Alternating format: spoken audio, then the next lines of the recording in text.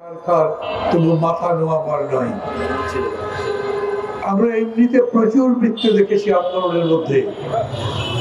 বাংলাদেশের মানুষের ধরনের জীবনদানের ইতিহাস অনেক লম্বা। মিছিল করতে করতে গেছে, সেই মিছিলের উপরে গুলি হয়েছে, মিছিলের উপরে হামলা হয়েছে, কোনো হরতালে অন্য কোনো কর্মসূচিতে পুলিশ বা বাহিনীগুলো হামলা করেছে, তাতে মৃত্যুবরণ করেছে। যারা আন্দোলনে ছিলেন, আন্দোলন করতে করতে অনেক সময় দেখে না দেখে, বুঝে না বুঝে জীবন দিতে বাধ্য হয়েছেন।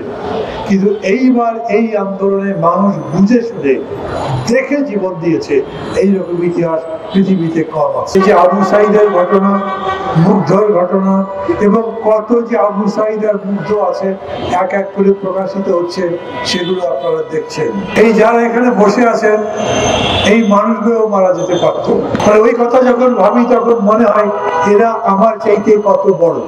আমি তো গুলি খাইনি, আমি অত বড় নির্যাতনের মধ্যেও পড়িনি যাতে আমার জীবনের প্রতি সরাসরি কোনো হুমকি তৈরি হয়েছে।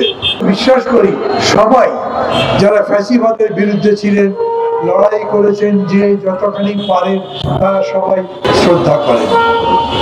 এরা যখন প্রাণের জন্যে, একটা ভালো জীবনের জন্যে তাদের অভাব অভিযোগ জানাতে, আর্থিক অভিযোগ অথবা অন্য, তখন মনে হয় যে আমরা আসলে এখনো কত সম্মান করতে পারি না। আমি আবার তাদের প্রতি শ্রদ্ধা জানাচ্ছি।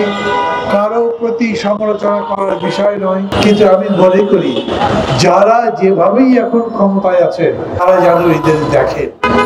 এইরকম মানুষ কতগুলো আছে, ধরেন ১৫০০ এই ২০ দিনের আন্দোলনে মৃত্যুবরণ করেছে, ধরেন ৫০০০ যারা আহত হয়েছে, ধরেন ৩০০০ যারা প্রায় পঙ্গুত্ব বরণ করেছে।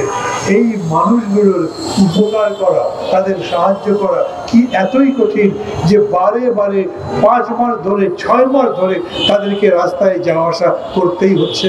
আমি জানি আমাদের প্রশাসন এমন যে এরা ঠিক মতো কাজ করতে পারে না। আমরা যখন সংস্কারের কথা বলি তখন এই প্রশাসনকে এমনভাবে তৈরি করতে বলি যাতে মানুষের ১০ বার করে অভিযোগ করতে না হয়। মানুষ একবার অভিযোগ করলেই যেন তার জবাব প্রশাসন দিতে পারে।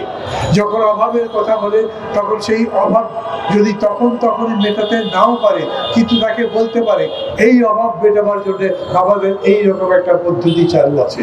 আমি এও বলি ৬ মাসের মধ্যেই হয়তো সেটা পারা যায় না, কিন্তু ২ বছরের মধ্যে, ৩ বছরের মধ্যে, অথবা কতদিনের মধ্যে ওই রকম একটা প্রশাসন গড়া যায়, সেই রকম একটা দেশ গড়া যায়, যেই দেশে আমি নিরাপদ বোধ করব। আমি কোনো বিপদে পড়লেও আমার দেশ, আমার দেশের সরকার, আমার দেশের প্রশাসন, যারা দেশ চালায়, তারা অন্তত আমার অভাব অভিযোগ দূর করবার জন্য এগিয়ে আসবে।